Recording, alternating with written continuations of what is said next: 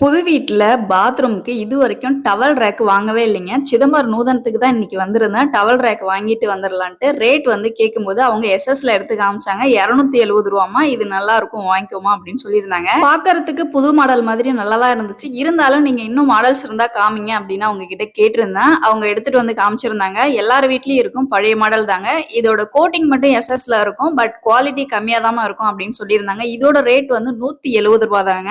நம்ம வீட்டுக்கு ஒரு பொருள் எடுக்க போறோம்னா ஒரு கடைக்கு 2 கடையா ஏறி இறங்கி பார்த்து செக் பண்ணி தாங்க நம்ம வாங்கணும். அப்பதான் நமக்கும் ஒரு சாட்டிஸ்ஃபைடா இருக்கும். அடுத்த கடைக்கு வந்திருந்தா இங்க எப்படி ரேட் இருக்கும், குவாலிட்டி எப்படி இருக்கும்னு. குவாலிட்டியும் கம்மியா இருக்கு, ரேட் அதிகமா இருக்கு. அதனால நான் திரும்ப நூதனத்துக்கே வந்து 2 பாத்ரூமுக்கும் 2 டவல் ரேக் வாங்கிட்டேன். எஸ்எஸ்ல இருக்கிறது 270, கோட்டிங் எஸ்எஸ் கோட்டிங் வந்து 170 ரெண்டையும் வாங்கிட்டு வீட்டுக்கும் கிளம்பிட்டேன். இந்த வீடியோ பத்தி நீங்க என்ன நினைக்கிறீங்கன்னு மறக்காம கமெண்ட்ல சொல்லிடுங்க. நீங்க என்னோட சேனல் ஃபர்ஸ்ட் டைம் பாக்குறீங்கன்னா மறக்காம சேனலை சப்ஸ்கிரைப் பண்ணிக்கோங்க.